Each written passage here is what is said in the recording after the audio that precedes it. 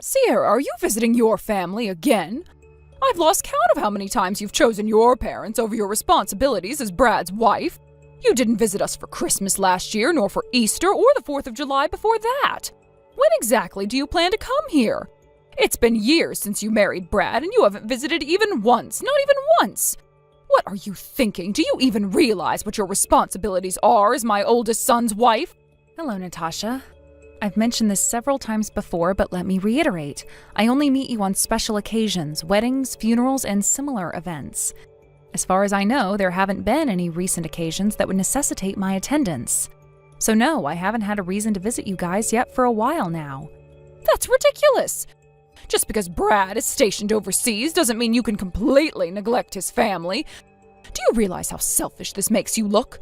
As my oldest son's wife, it is your duty to dedicate yourself to his family, especially his parents. This isn't about what you want, it's about tradition and respect. Are you forgetting why I stopped coming around in the first place? When Brad and I first got married, you immediately started criticizing me.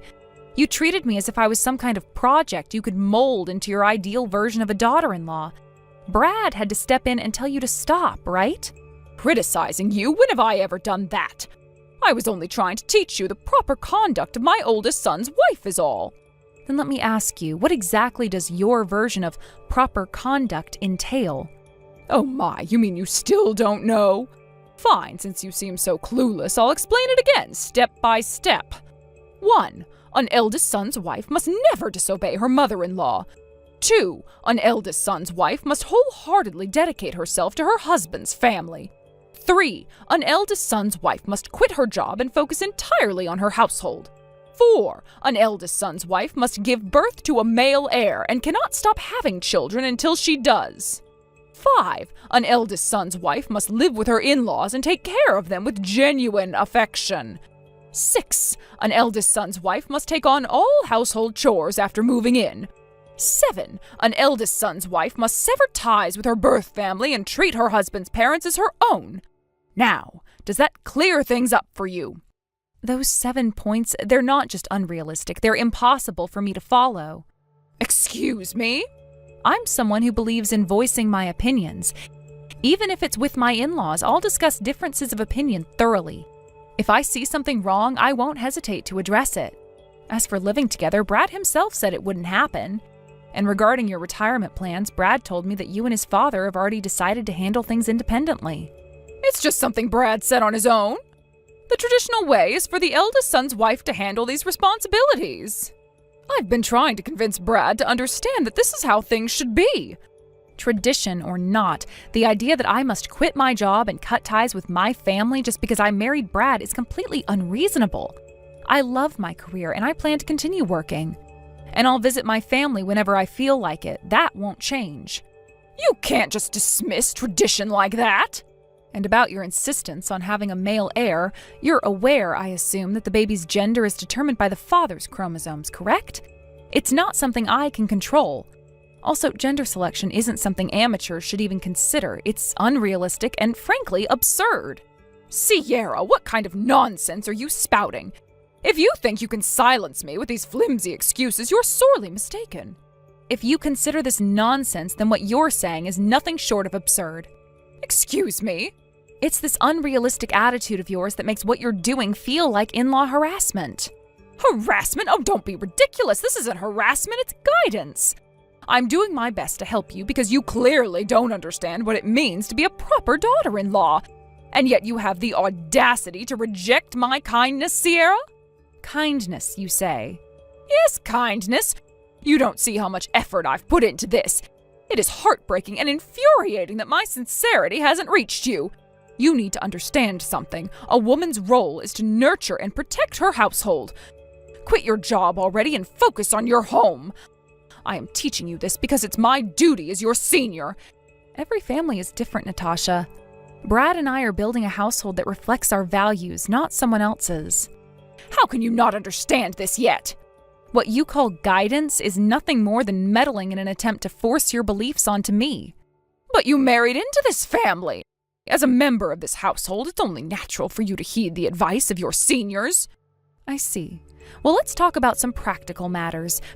Practical matters? What now? Are you still going to defy me? First, let's talk about my job. Before I married Brad, I founded my own company and became its CEO. Wait, CEO? Yes, if I quit my job, that means shutting down my company. And if the company closes, what happens next? It's simple. My employees lose their jobs and their livelihoods. You're a CEO? Why haven't I heard about this before? I mentioned it when we first met, but you dismissed me, saying, "Stop talking about silly dreams and focus on being a proper wife." Even when I tried to explain, you interrupted me and lectured me about proper conduct. I was only trying to prepare you for your role in this family. Brad was so frustrated by your behavior that he told me, "You don't have to deal with my mother." Brad said that? In fact, he even suggested I block your contact information. But considering his overseas assignment, I kept the lines of communication open. Now, back to the point, do you still think I should quit my job? Well, I don't want your employees to suffer, but... So you understand my position? But I still think a woman should prioritize her family over her career. I can't abandon my company. Oh, I have an idea. You can keep the company running and focus on your home. What's your suggestion? Hand over your CEO position to Brad. Excuse me? If Brad takes over your role, you can finally focus on being a proper wife. That's not how it works. Our fields are entirely different. Brad is a quick learner. He can do it. Let's give it 2 months, train him, step down, and move in with us. This isn't realistic. Trust me, Brad can handle it. Natasha, do you hear yourself right now? Of course. Now let me call Brad and arrange his return. There's no need. Brad is here. What? He's right here with me. He has something to say to you. Listen carefully to what he has to say.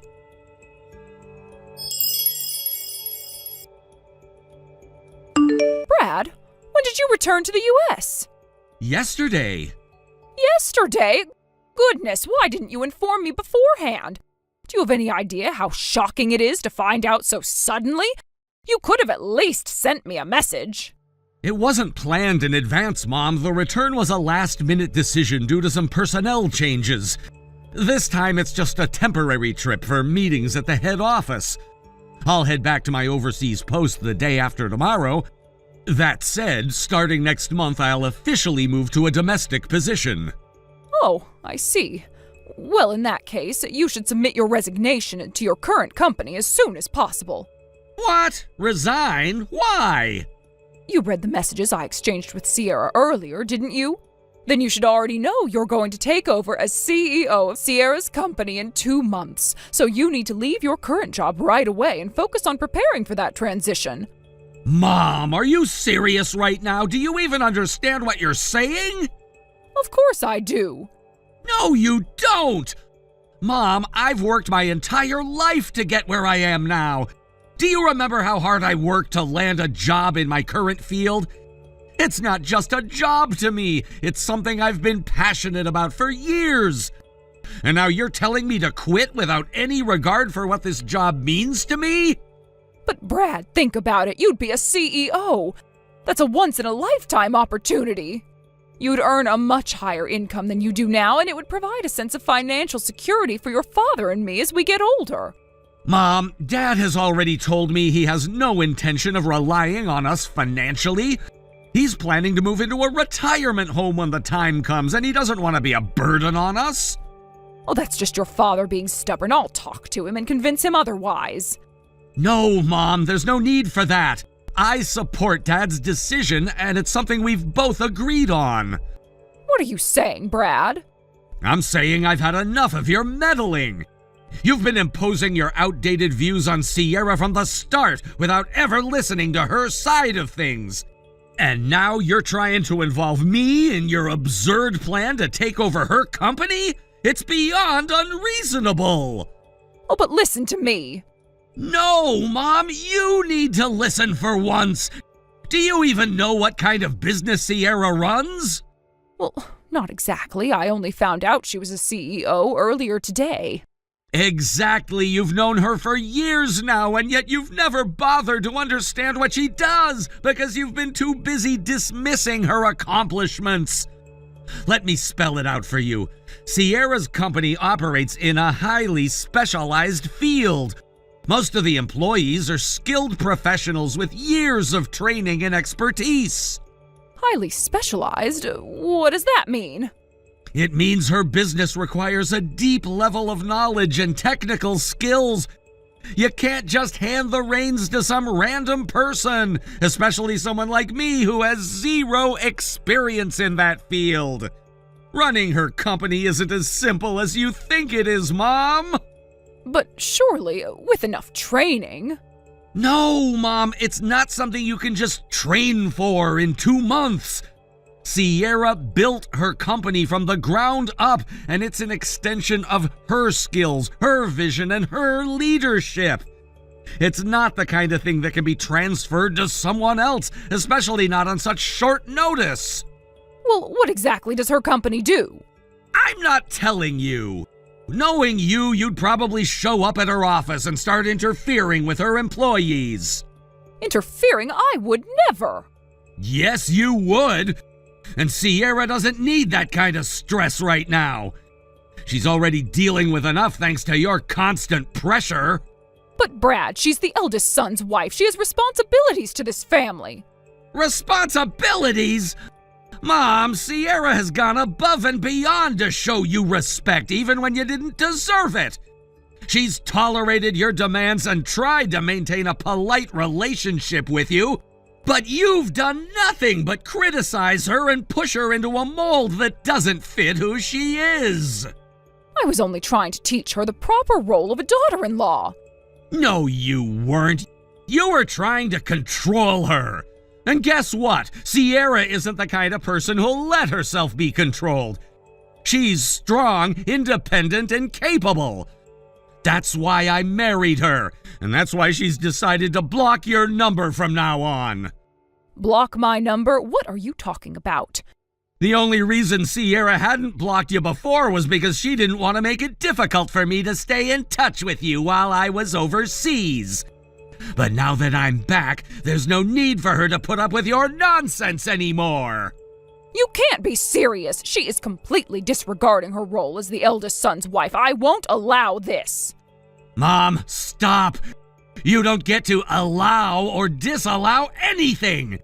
Sierra isn't a servant, and she's not obligated to follow your outdated ideas of what a daughter-in-law should be. But, Brad... No. I've had enough. Until you take responsibility for your actions and realize how much hurt you've caused, I'm not coming home either. Brad, don't be ridiculous. This isn't ridiculous, Mom. It's the result of your behavior. From now on, if you want to contact us, you'll have to go through Dad. That's the only way I'll consider maintaining any sort of relationship with you. You're being unreasonable. Unreasonable? No, Mom! Unreasonable is trying to ruin someone else's career and marriage because you can't let go of your outdated expectations. I hope you think long and hard about everything I've said. Goodbye. Brad, no, wait. Please don't block me. Brad!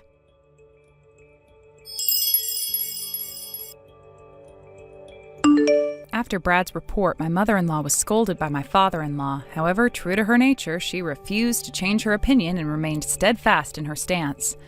The truth was, there had been a long-standing disagreement between them regarding how they would handle their retirement years. Their visions for the future had never aligned, and this clash had been brewing for quite some time. It wasn't just a matter of minor differences, it was a deep-seated issue that had caused tension for years. But what happened next, however, was the turning point that neither of them had expected. In the heat of the moment, after a particularly heated argument, my mother-in-law decided to take a drastic step. She had been feeling increasingly unsupported and frustrated, and in a fit of anger, she pulled out a signed divorce form that had been prepared in secret. It was a last-ditch attempt to exert control over the situation, hoping that my father-in-law would change his ways if he were faced with the consequences of a divorce. However, her plan backfired. Instead of begging her to reconsider, my father-in-law took the opportunity to free himself from the years of stress and strife that had defined their relationship. The very next day, he took the signed form to the local government office and submitted it. My mother-in-law, who had been expecting a more dramatic confrontation, was left utterly stunned. What she had intended as a threat had quickly become an irreversible reality. There was no turning back now. She realized that her impulsive decision had effectively ended her marriage, and she was left with nothing but regret. It was a harsh wake-up call for her, and one that she wasn't prepared for. As soon as the divorce was official, the reality of the situation sank in. My mother-in-law had to leave the house where she had lived for so long, no longer able to stay in her marital home. She began scrambling for somewhere to go. It didn't take long for her to decide that her only option was to move in with us, my husband Brad and me. Without consulting us first, she sent over a shipment of her belongings, as though we had already agreed to take her in. This move, while bold, was also incredibly presumptuous. We were caught completely off guard by the unexpected arrival of her possessions. Brad and I stood there in shock as the delivery truck unloaded boxes of her things on our doorstep. There had been no warning, no prior discussion. She simply assumed that we would accommodate her without considering how this would affect our lives. We had our own routine, our own space, and the idea of suddenly opening our home to her felt overwhelming. Brad, ever the problem solver, wasted no time in addressing the situation. Instead of confronting his mother directly, he reached out to her older brother, the only remaining relative who might be able to offer any assistance. Brad explained the situation, outlining the difficulties of housing his mother and the implications for our family. His uncle, who had been dealing with his sister's behavior for years, wasn't particularly surprised by her actions. He was familiar with her stubbornness and understood the challenges she presented. However, he agreed to help. Brad arranged for the shipment of my mother-in-law's belongings to be redirected to her brother's house. The items were rerouted and the situation was resolved without much drama.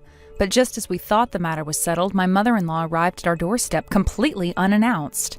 It was as if she expected us to simply accept her into our home without any discussion. Brad, who had prepared himself for this possibility, calmly and firmly explained the situation to his mother. He told her that we were not in a position to take her in and that her belongings had already been sent to her brother's home. My mother-in-law was taken aback by this response. She'd clearly expected a warm welcome, but instead she found herself being turned away. It wasn't the outcome she had hoped for, and she was visibly upset. To avoid further conflict, Brad's uncle came over to personally escort my mother-in-law back to his home. It was a somewhat awkward and uncomfortable moment, but ultimately it was the best solution for everyone involved. We didn't want to completely shut her out, but we also needed to establish boundaries and protect our own family life. Now my mother-in-law lives at her brother's home, which has already passed into the hands of the next generation. The home is no longer truly hers. It now belongs to her nephew, and she occupies a small, isolated corner of the house. Her once commanding presence is diminished, and she now lives in a much more modest and humble situation. It's a far cry from the life that she once had, and I'm sure it's difficult for her to adjust to this new reality. Brad's uncle has said that she spends most of her time quietly, keeping to herself. She doesn't want to draw attention to her situation, and she seems to avoid conflict at all costs. But there's no denying that her life has dramatically changed. The woman who once ruled her household with an iron fist is now living on the fringes of her family, no longer the center of attention. It's a humbling experience, and I can't help but feel a sense of justice in how things have turned out. For years, my mother-in-law had been the source of much of the tension in our family. Her refusal to compromise and her ability to manipulate situations for her own benefit created many problems, especially with my father-in-law. Now it seems as though the tables had turned. She was the one facing the consequences of her actions. While I do feel some sympathy for her, there's also a sense of satisfaction in knowing that her behavior has finally caught up with her. Looking back, it's clear that my mother-in-law's life has been shaped by her refusal to bend or adjust to the needs of others. She's always been quick to judge and criticize, but now she's on the receiving end of the same treatment. It's a difficult lesson, but one that could potentially help her grow and change. Time will tell whether she learns from this experience or continues down the same path of self-centeredness and pride. As for Brad and me, the situation has taught us some valuable lessons about boundaries and family dynamics. We've learned that it's important to stand firm in our decisions, even when it's uncomfortable. We've also learned that we cannot sacrifice our own happiness and well-being for the sake of others who are unwilling to change or respect our limits. Our home is our sanctuary, and we must protect it from outside influences that seek to disrupt our peace. Moving forward, I hope that my mother-in-law can use this time to reflect on her life and the choices she's made. She has the opportunity to reinvent herself, but only if she's willing to let go of her past behaviors. It's not an easy path, but it's the only one that will lead to any sort of redemption. Whether or not she takes that path remains to be seen. For now, Brad and I are focused on our own future, one that is free from the drama and tension that has so often plagued our family. We've built a life together and we intend to protect that life. We've learned how to set boundaries and how to deal with difficult family situations in a way that preserves our own happiness. In the end, life has a way of evening the score. My mother-in-law's story is a reminder that actions have consequences, and sometimes the things we do come back to haunt us. While it's hard to watch anyone go through a difficult time, it's also important to remember that we all reap what we sow. My mother-in-law's downfall was a direct result of her own choices, and now she must live with the consequences. Brad and I are moving forward with our lives, undeterred by the challenges that have come our way. Our relationship has grown much stronger through adversity, and we've learned the importance of staying true to ourselves. This experience has taught us that no matter what happens, we must always prioritize our own happiness and well-being. This experience opened my eyes to how important it is to be firm in our decisions, even when it feels uncomfortable or difficult. For a long time, I feel like I've had to accommodate everyone, especially family. But now I understand that in order to protect what Brad and I have built together, we must prioritize our needs. After all, we're the ones living our lives, and we can't let anyone disrupt the happiness we've worked so hard to achieve. As for my mother-in-law, I can't say I feel much sympathy for her anymore. Yes, I acknowledge that she's going through a difficult time, but her own actions have led her to this point. She spent so many years controlling situations and the people around her that it's no surprise that eventually everything started to unravel. Her world has been turned upside down, and now she must face the consequences of her own behavior. But as hard as it is to say, it's the only way she might learn. Brad and I are now stronger, more united than ever. We've learned that sometimes to move forward, you need to let go of the toxic elements in your life, even if they are family. It's a hard truth, but one that's been necessary for us. We're no longer afraid of confrontation, and we know that we must protect the life that we've built together. In the end, my mother-in-law's story is a lesson for everyone. Actions have consequences, and sometimes those consequences are inevitable. We can only hope that, in time, she learns to reflect on her past and make better choices for her future.